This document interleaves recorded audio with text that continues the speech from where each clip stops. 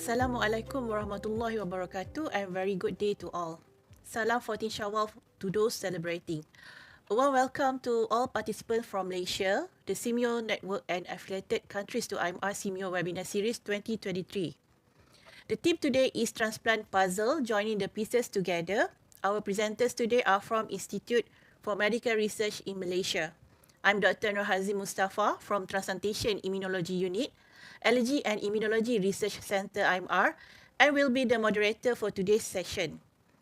Transplantation Immunology Unit is one of the 5 units in Allergy and Immunology Research Center in IMR, and being the National Reference Center for Transplantation Immunology Services for more than 5 decades, this unit caters the transplant testing services for hematopoietic stem cells, as well as for solid organ transplant from all over Malaysia. Over the years, our research mainly focused in HLA genotyping for disease association studies, understanding the mechanism of allograft rejection in solid organ transplantation, and gene variants in infectious diseases such as in dengue, and for the COVID-19 vaccine responses. Ladies and gentlemen, this webinar series was initiated with the aim in mind to share the knowledge, discuss topics on biomedical research, and present research outcomes. Before we begin the presentations, allow me to announce a few housekeeping messages from the Secretariat. First, we will not be taking questions during the presentations, but participants may post their question using the link shared in the YouTube channel. Second, the question and answer session will be conducted after both presentations have ended. Third, an attendance link is also provided in the YouTube channel for those who would like to receive an e-certificate of attendance. And last not least, please subscribe to our National Institute of Health Malaysia YouTube channel and click for notification whenever there is a new post. Ladies and gentlemen, for today's webinar, we have 2 speakers. Our first speaker is Madam Norfarhana Khairul Fahmy, who is a research officer with 14 years of experience in Transplantation Immunology Unit under the Allergy and Immunology Research Center IMR. She graduated from University of Manchester, the United Kingdom, in biotechnology and also holds a master's degree in molecular medicine from the University of Sheffield, the UK. Upon joining IMR, her research interests are transplantation immunology, multi-omic studies in infectious diseases, and vaccine responses. She has published multiple papers and proceedings in the international and peer-reviewed journals. And today, Madam Norfarhana will share her research experience with the presentation entitled HLA Antibodies, Dust Sensitization Method. Madam Norfarhana, the screen is yours.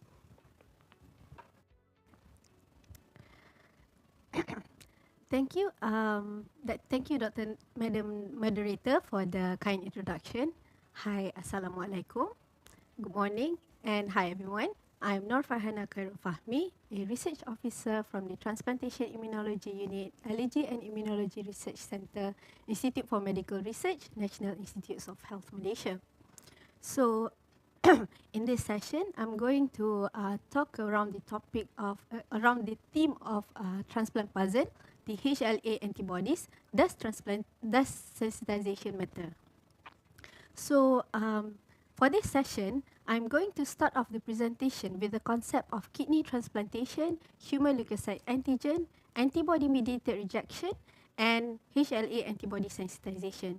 I will then continue the presentation to the overview of the transplantation in Malaysia and end the presentation with our study on the risk factor for HLA antibody sensitization. To start off the presentation, kidney transplantation is a form of surgery to replace a damaged kidney, or also known as a graft, with a healthy kidney from either a living or a deceased donor. This is sort of a treatment of choice for patients, especially for patients with end-stage kidney disease whose kidney function can no longer function properly. In comparison to dialysis, kidney transplantation can increase patient survival, provide better life quality, and reduce the cost for healthcare system. Ideally, we would want to achieve a fully accepted graft or no rejection towards the newly transplanted graft. However, rejection has been a major barrier to successful transplantation. The body resists the presence of foreign cells or tissue from the kidney donor. Similarly, the same way our body reacts against any invading bacteria or viruses that infects our body. So, comparably, transplantation from one individual to a genetically non-identical individual invariably leads to rejection, predominantly because of differences between the donors and the recipient's human leukocyte antigen or HLA. Referring to this diagram over here, we can see that the involvement of HLAs are important in antigen presentation, be it via the direct alloantigen recognition or the indirect alloantigen recognition, in which if this situation is left untreated, it can lead to a dead graft following transplantation. Human leukocyte antigen or HLA is vital in adaptive immune responses in the sense that they capture and present peptide antigens to T cell receptors that are expressed on T lymphocytes. They are the dominant polymorphic proteins that are responsible for allograft rejection. As mentioned before, differences in donors and recipients' HLA expression provide a continuous source of antigenic stimulation to the immune system. HLA proteins are the products from the genes that are located on the short arm of chromosome 6 at position 21. This gene region, called major histocompatibility complex or HLA gene region, expands to more than 4 megabase pairs of gene and constitutes about 6% of the total DNA that are present in cells. There are 3 types of genes within this region: the MHC or HLA class 1, class 2 and class 3. However, only class 1 and class 2 are important HLA classes that attributes much to the transplantation setting. There are 3 major loci within the HLA class 1, HLA-A, B and HLA-C. The class 2 HLA genes have fewer genes, but the main important loci includes HLA-DR, HLA-DQ and HLA-DP. Now let's move on to the concept of kidney rejection. For historical reasons, kidney rejection is classified based on histopathologic features or the time course of rejection after transplantation. These histopathologic patterns are called hyperacute, acute and chronic rejection. These patterns are associated with different dominant immune effector mechanisms. The ensuing immune effector mechanisms can occur via 2 major modes: the T-cell mediated rejection, TCMR, or antibody mediated rejection, AMR. A kidney allograft biopsy is important to establish the diagnosis and determine the severity of rejection in order to determine the most appropriate approach to therapy. For the rest of the presentation, I am just going to focus on the antibody-mediated rejection pathway. The T-cell mediated rejection, characterized molecularly or histologically, has little effects on outcome, but events happening during the antibody-mediated rejection can lead to graft destruction or poor allograft survival. Alloantibodies against HLA, mainly carried out by donor-specific antibodies or DSAs, are the major determinant for antibody-mediated rejection, AMR. These alloantibodies can be present as preformed antibodies before transplant or as de novo antibodies post-transplantation. The process of individuals who develop antibodies against HLA is called sensitization. HLA antibody sensitization is commonly attributed to pregnancy, blood transfusion, and history of transplantation. The more sensitized the patient is, the less the chance of a patient getting a compatible transplant in shorter period of time. This would mean that this group of patients tend to have an extended waiting time while listed for the actual kidney transplantation. Testing for panel reactive antibody is commonly accepted as a routine method for detecting sensitization to HLA in transplant candidates. PRA levels have been shown to have predictive value for kidney graft survival and the occurrence of rejection episodes. We would like to highlight this presentation on our recently published article on prevalence and risk factor for HLA antibody sensitization towards class 1 and class 2 in our Malaysian renal transplant candidates. This article was recently published in BMC Nephrology, volume 24 in February this year. In Malaysia, the incident and prevalent dialysis patients continue to increase significantly over the last 10 years. Despite the continuous increase in the dialysis population, new kidney transplantation rate had remained very low over the years. Malaysia's kidney transplantation rate was at 5 per million population in 2020. Local cadaveric donor transplantation contributed to less than 20% or only 1/5 of the total transplants performed every year. Although most of the transplantation performed were from living-related donors, this unfortunately still does not resolve the issue of organ shortage and the increasing number of dialysis patients. The availability of organs remains a major hurdle to the national transplantation program in Malaysia. Due to the situation, selection of the most compatible patient is crucial in determining the best outcome for both patient and graft survival. Sensitized patients pose a drastic rise in the risk of hyperacute rejection and allograft loss. Therefore, this group of patients need to be carefully selected.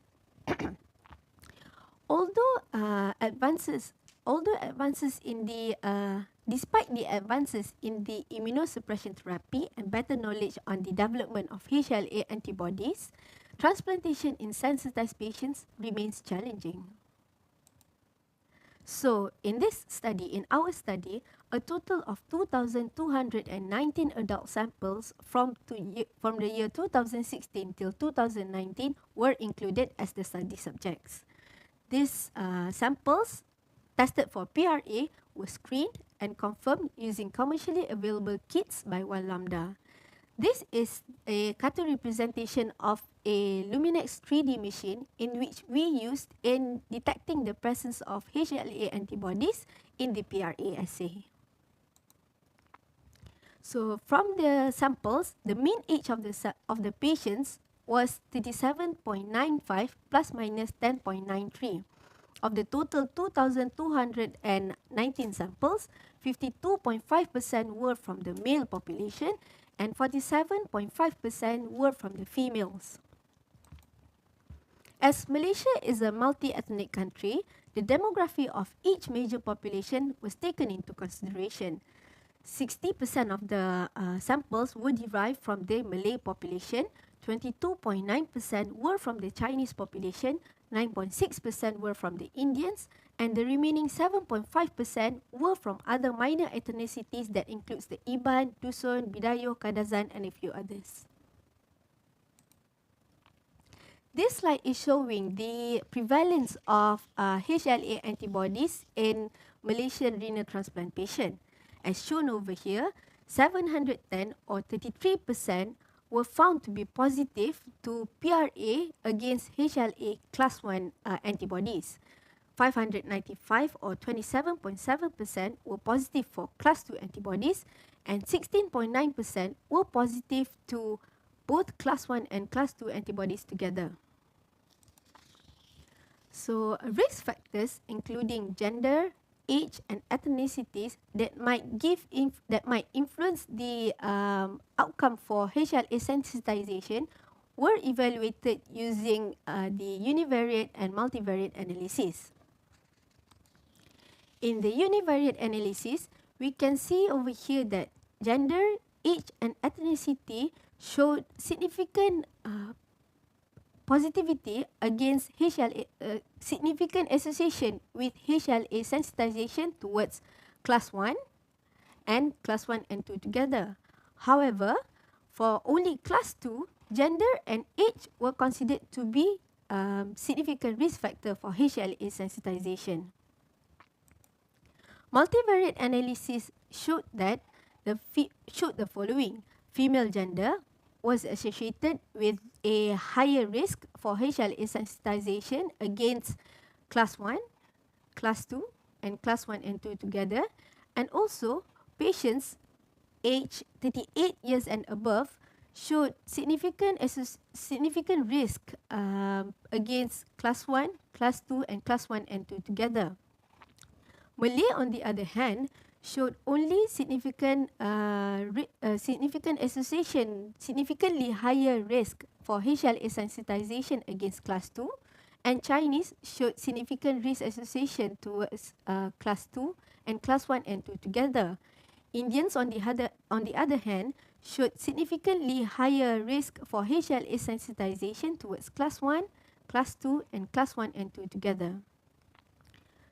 So, from the univariate and the multivariate analysis, we can sum up that the female gender, patients aged 38 years and above, and all major ethnicities were among the risk factor for HLA sensitization among the Malaysian renal transplant candidates. So the findings that the females showed higher risk for HLA sensitization were in agreement with other studies. The tendency of females to have higher sensitization to HLA antibodies was highly expected due to the nature of females experiencing parity events in life. Most notably, immunization frequency of HLA antibodies increases with the number of pregnancies and the number of children. Our findings that older age showed a significant risk factor for HLA sensitization was also in agreement with other studies, except that our mean age was younger. Most available studies showed on average of 40 years and above as their mean cutoff age. Immunologically, long-lived plasma cells or LLPCs can produce HLA alloantibodies for lifetime, and this can be a problem towards the antibody-mediated rejection. Older patients tend to have longer exposure to sensitization events, thus triggering PRA positivity, and subsequently can compromise the longevity of graft survival. Limited studies have shown on the association between the ethnicities and the HLA sensitization, especially of the Asian ancestry. Most of the available studies were from the Caucasian population and other populations in the Western countries. To the best of our knowledge, our study is the first study to demonstrate that major ethnics in Malaysia pose significantly higher risk of having anti-HLA antibodies. The biological mechanism behind this association remains unclear, but we speculate that this association has to do with the higher susceptibility of Asians towards the systemic lupus erythematosus or SLE. Significant HLA genes and renal involvement were found to be higher among the SLE patients in Malaysia. Thus, it is possible that these factors could contribute to the sensitization in renal patients in Malaysia. However, further studies are needed to confirm on such speculation. There are few limitations to the current study.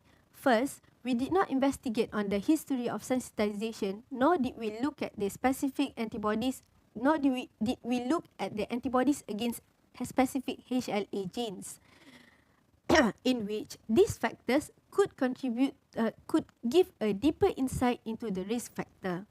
So, a more detailed analysis of the patient's clinical background is highly warranted. Secondly, ethnicity of the patients were by self-report. It is possible that patients with mixed ethnicity may have confounded the findings. So, to reiterate the question of does sensitization matter, the answer is yes. HLA sensitization matter, especially in the renal transplantation setting. So, the take-home messages from this presentation are: first, antibody-mediated rejection or AMR still persists as the major hurdle towards successful renal allograft survival. Second, alloantibodies against HLA, mainly carried out by donor-specific antibodies, are the main determinant for such rejection events. Third, patients that are pre-sensitized with HLA antibodies pose a drastic rise in the risk of hyperacute rejection and allograft loss. And finally, findings of risk factors may help in assisting the selection of a suitable donor, especially for patients on the waiting list. These are among the references that I use in making this presentation. I would like to take this opportunity to thank the Director General of Health Malaysia for the permission to present. I would also like to acknowledge the Ministry of Health Malaysia for providing us with the grant in conducting this study. All Transplantation Immunology Lab staff, Allergy and Immunology Research Centre for their involvement and cooperation, and all those involved, that be it directly or indirectly, towards this study. With that, I thank you. That's the end of my presentation. Thank you for listening, and I shall now pass the session to Madam Moderator. Thank you. Okay, thank you, Madam Norfarhana, for the interesting talk. If there's any question that you would like to ask about her presentation, kindly submit your question using the link provided in the YouTube channel. Next, I would like to introduce our second speaker for today, Mr. Koay BT. Mr. Koay BT is one of our research officers in the Transplantation Immunology Unit, IMR Malaysia, with more than 10 years of experience. An excellent scholar from University of Manchester in biotechnology, he received his master's degree from University of Bristol in 2010. His research interests include the genetics, disease association, histocompatibility testing in immunology, and bioinformatics. It is our great privilege to have Mr. Koay BT with us today to share his research. His presentation entitled is Genetic of End-Stage Kidney Disease, Looking the Needle in the Haystack. Over to you, Mr. Koay. The screen is yours.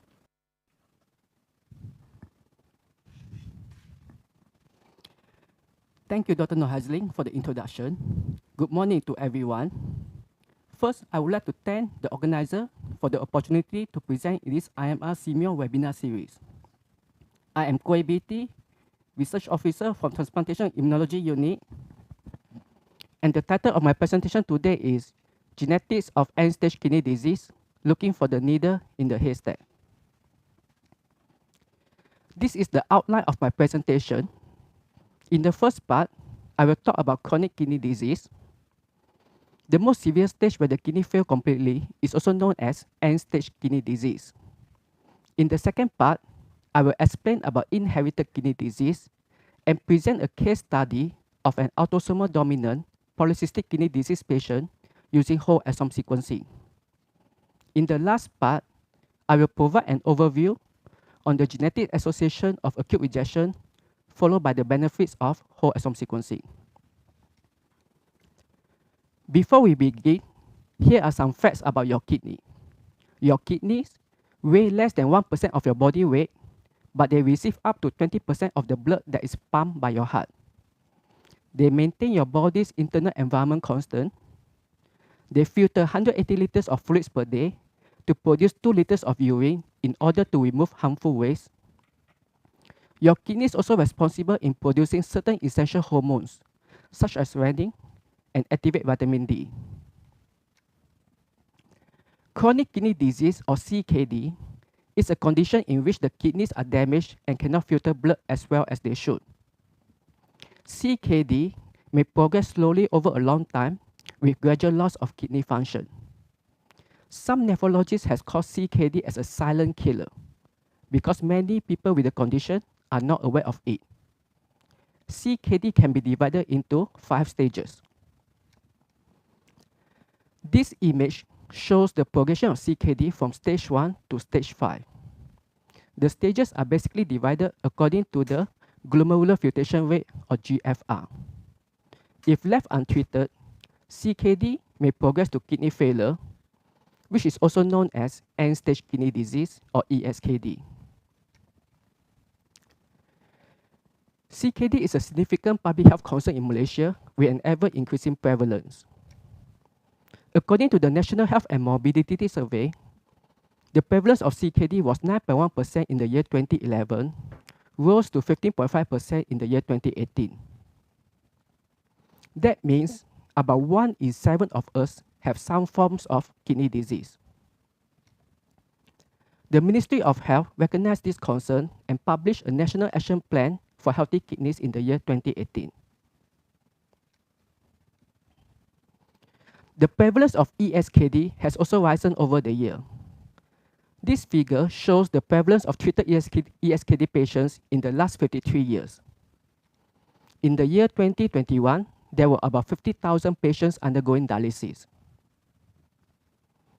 The incidence of ESKD is about 9,000 cases last year, which means that every day, 25 people begin dialysis treatment for kidney failure in Malaysia.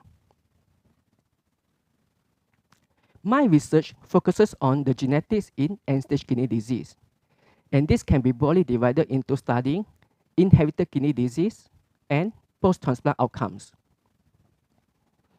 I have now completed the first part of my presentation. Let's move on to part 2, inherited kidney disease. For majority of CKD patients, the primary causes are diabetes and high blood pressure. However, some patients develop CKD due to inherited kidney disease or IKD. As the name suggests, inherited means it is being passed down from the parents to the child. IKD are usually in the monogenic form with mutations in more than 400 genes identified so far. There are over 200 different diseases in IKD, ranging from common conditions to very rare diseases. Some examples include autosomal dominant polycystic kidney disease, Alport syndrome, Fabry disease, Gittermel syndrome, and focal segmental glomerulosclerosis.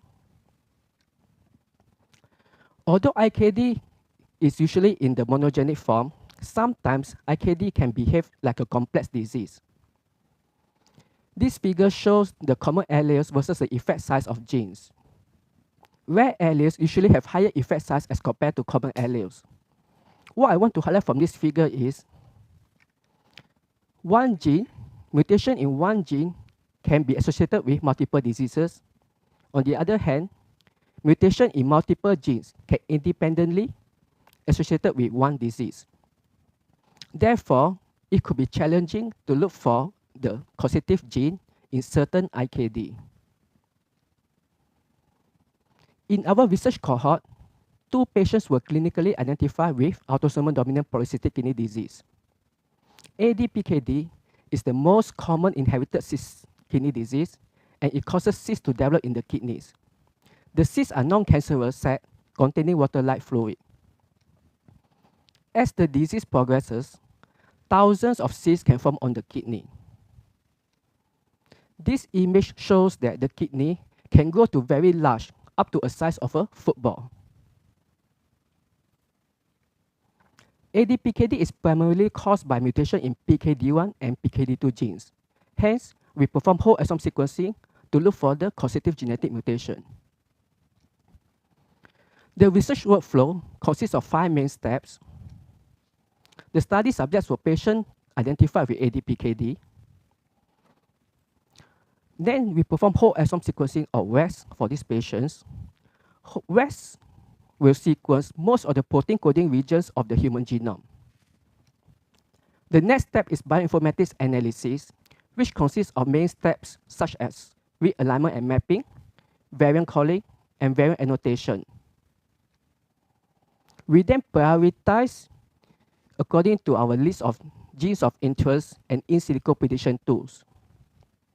And lastly, for the shortlisted variant, we perform variant validation using Sanger sequencing. We identified a novel pathogenic mutation in one of the patients. These images are screenshots from Varsome website, which is a powerful tool to interpret genetic variants. In the top image, the G to C mutation was classified as lightly benign. As shown in the bottom image, the G to T mutation, which is found in our patient, was classified to be pathogenic. The G to C mutation also contains an RSID SNP number, which means that this mutation has been reported in online databases. On the other hand, the G to T mutation has no RSID SNP number, indicating that this mutation is novel. To report a novel variant, we need to perform variant validation using Sanger sequencing. This image is from Integrative Genomics Viewer. The first step is to design a pair of primers that cover the site of interest. In this case, the forward and reverse primers will amplify a PCR product that is 637 base pair long. After PCR amplification, the next step is Sanger sequencing. Results from Sanger sequencing show that confirm the presence of G to T mutation in the patient. We have recently published our discovery as conference paper and as full-length article. I have now covered the part 1 and part 2 of my presentation. Let's move on to the last part, which is post-transplant outcomes. Patients with end-stage kidney disease require dialysis or kidney transplant in order to stay alive. As mentioned by my colleague earlier, kidney transplant is the treatment of choice for ESKD. Because donor's kidney is so precious, we want to make sure that the kidney stay healthy and functional after transplant. The main research question is, why are there different outcomes after kidney transplant? So what are the different outcomes? Following kidney transplantation, the patient may experience acute rejection, allograft survival, or drug toxicity. The desired outcome would be the allograft survival. What would be the contributing factor to these different outcomes if the patient have the same immunosuppression management? It was hypothesized that inherited and acquired background could be the factors. Acquired background refers to the alloimmunity part, which focus on memory and naive immune response. My focus is on the inherited background part, specifically recipient genetic variants. It is well established that genetic factors contribute to the development and progression to acute rejection. There are numerous publications of these genetic association studies that have been published by different populations worldwide. For instance, EGF gene in the Korean population, interleukin 6 gene in the Caucasian population, NF80C1 gene in Han Chinese population, and CTLA4 gene in the Indian population. These genes have been summarized and made freely available in public online databases. One example of them is called PathCards. This image shows the list of genes that have been summarized that are associated with allograft rejection. Because there are so many genes to study, we have chosen whole exome sequencing in our research. WES provides sequencing coverage for most of the genes listed in the databases. There are several benefits of WES as compared to other sequencing or genotyping methods. WES is cheaper, faster, enables the discovery of novel association, and it allows reanalysis of data when new associated genes are being reported. We are still performing data analysis to look for genetic markers that can be associated with acute rejection. As the concluding remarks, the rise of chronic kidney disease cases in Malaysia population requires dire attention. Large number of genes are associated with inherited kidney disease and acute rejection. Whole exome sequencing was chosen to sequence large number of genes. The aim of genetic association studies is to identify genetic biomarkers to predict acute rejection. However, acute rejection is caused by a complex interplay of pharmacological, transplant-related, genetic, and non-genetic factors. This may identify genetic biomarkers for acute rejection particularly challenging. Many studies have produced inconclusive results, as well as lack of validation studies to confirm published genetic biomarkers. To achieve this aim, larger prospective interventional studies accounting for population stratification are highly warranted. To end my presentation, I would like to emphasize on my theme. It is challenging to look for genetic association in acute rejection and certain inherited kidney disease, akin to looking for the needle in the haystack. These are the references I use in my presentation. I would like to acknowledge the funding body, which is Ministry of Health Malaysia. I also like to thank all the collaborators that are involved in this research. Thank you for your attention. Back to Dr. Nohazli.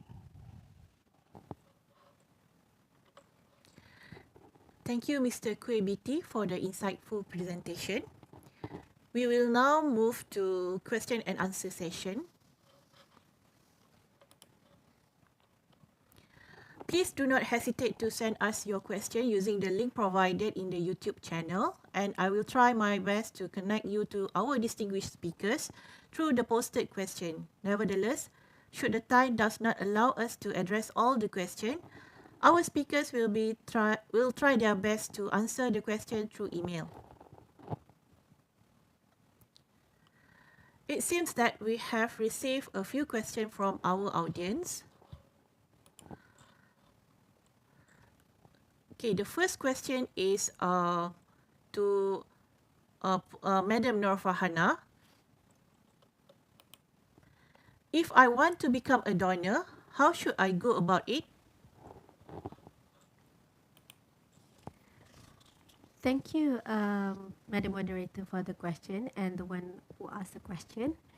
So nowadays, you can register yourself as a pledge as an organ donor through the My Sejahtera app. There's the organ donor pledge button in the app. You have to fill the required information and then wait for the confirmation, and then you're done. Alternatively, you can also fill in an organ donor registration form that are available in all hospitals in Malaysia, in the district health departments, district health centres, and also the transplant resource centres that are available in several hospitals in Malaysia. Okay, thank you, Madam Norfarhana, for the answer. The next question is for Mr. Koay BT. How do I know if I have chronic kidney disease? Thank you for the questions. So how do I know if I have chronic kidney disease? As shown by the statistic, 15.5% of the population is a huge number, and this is scary. I think the best way to know if we have chronic kidney disease is to have regular medical checkup, where they take our blood and urine for testings. Usually in the report, there's a renal profile where you can look at your urea and creatinine level, whether they are within the normal range, and also the value of your estimated glomerular filtration rate, or EGFR. And your doctors can advise you whether if you are having a normal kidney or you are beginning to develop chronic kidney disease. That's all for my answer. Back to Dr. Nohazli. Thank you, Mr. Koay BT, for your answer. Okay, we have got another question for Mr. Koay. The question is, why do we still need to perform genetic testing if the patient already developed kidney failure? Okay, so why do we need to perform genetic testing? So genetic testing is not something that is commonly done, especially not in Malaysia.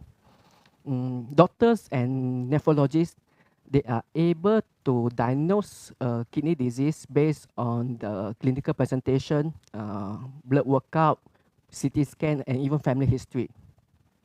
However, there are still a number of these kidney patients that have unknown etiologies.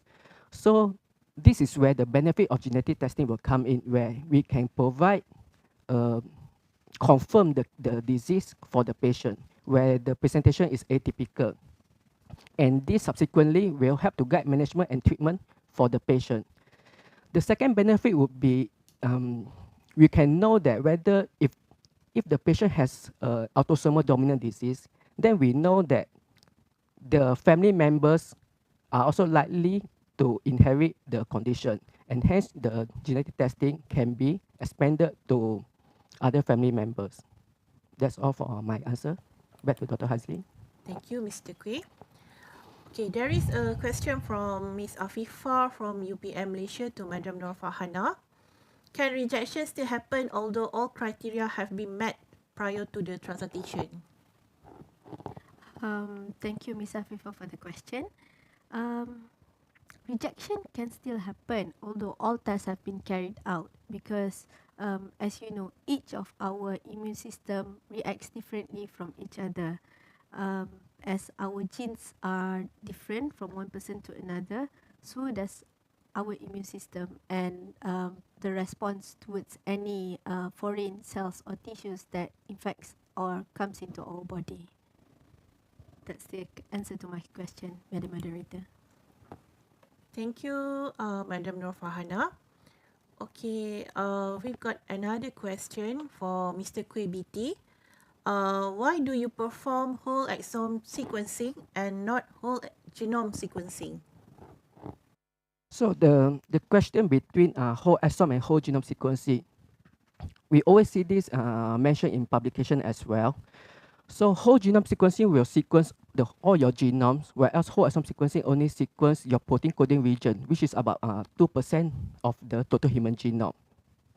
Therefore, whole exome sequencing is cheaper to perform and is faster. And if you compare to whole genome sequencing, whole genome will require more computational power, and it's harder to analyze the whole genome sequencing as compared to whole exome sequencing. Therefore, we have selected whole exome sequencing as our method. Thank you. Thank you, Mr. Koay.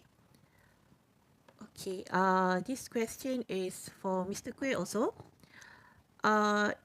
From Siti Iwani, Ministry of Health Malaysia. So, is the WES offered in IMR on which NGS platform? So thank you for the question. I can talk about our transplantation immunology unit. Right now, we do not offer whole exome sequencing as diagnostic test in our unit, but other units in IMR, for examples, PID or even the molecular pathology unit, they may offer whole exome sequencing as a research base for certain diseases. So we can check further to determine whether, depends on what disease you are interested in, and whether maybe some units in IMR are offering the whole exome sequencing. Thank you, Mr. Koay, for the answer. Okay, there is a question to Madam Norfarhana. How is it possible for a patient to have antibody against non-self HLA antigen? Is it common? Thank you to the one asking. It is possible for a patient to have antibodies against HLA antigens. As I've mentioned in the slides before, most of the antibody sensitization are commonly attributed to pregnancy, to blood transfusion, and also to the history of transplantation. Besides these three factors, it is not common for other individuals to have HLA antibodies. Thank you. Thank you, Madam Norfarhana, for the answer. And we do have one question from A.B. Wong from UPSI. So this question is to Mr. Koay BT. Are there informative genes have been discovered through WES and are novel? So regarding these questions, I am not sure if WES is able to discover novel genes, but what WES are capable of is to discover novel mutation, which as presented in our case studies, we actually discover a novel mutation. So yeah, and novel mutations are always good to be included into online databases so that we can have a more comprehensive allele frequencies, especially for rare variants. Thank you. Thank you, Mr. Koay BT, for the answer. So I have one question to Madam Norfarhana. For kidney transplantation, what other tests are important in order to minimize the risk of rejection? Thank you, Madam Moderator, for the question and the one who asked. Um, Besides the PRA test that I mentioned throughout the slides, these patients need to undergo the HLA testing test, HLA typing test, and also the HLA cross-match test in order to avoid the hyperacute rejection. Besides the routine clinical tests that are checked through the hospitals prior to the transplantation. Thank you. Thank you, Madam Norfarhana. And okay, we have another question to Koay BT. Okay, the question is from the Tarmizi IMR. So will we get chronic kidney disease unless it is caused by diabetes and high blood pressure?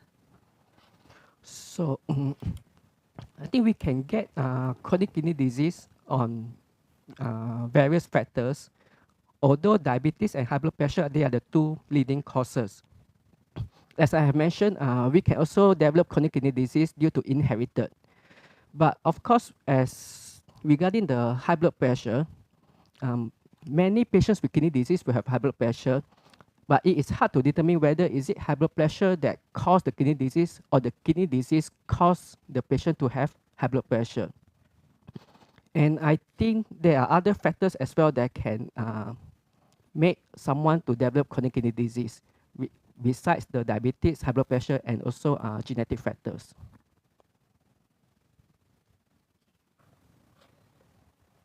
Thank you, Mr. Koay, for your answer. Okay. There is one last question to Mr. Koay. West will potentially miss previously or newly described HLA type.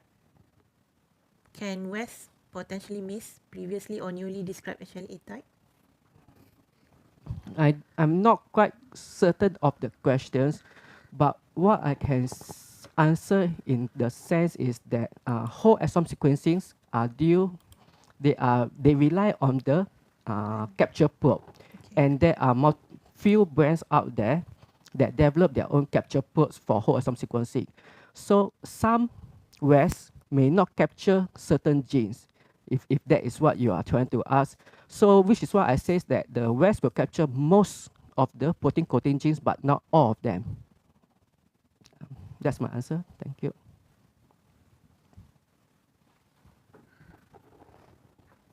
Okay. All right. Okay, I think I'm afraid that is all the time we have for question and answer session. Any additional question will be answered by speakers through email. We hope that this webinar has shed light on some research work that we are conducting in IMR and would spark interest and could initiate research collaboration with others. Ladies and gentlemen, now we have come to the end of the webinar session. I would like to thank all participants for their support to make this session successful. Don't forget to subscribe to our National Institute of Health Malaysia YouTube channel. Before I conclude, I would like to announce that we will have the next session of IMR-SEAMEO webinar series on 26 May 2023. So mark your calendars. The theme for the next webinar is Maverick Study, the first large-scale scientific bioresource of first onset myocardial in Malaysia. We hope that you can join us at the next session. Until then, many thanks from all of us at IMR. Take care and stay safe. Thank you.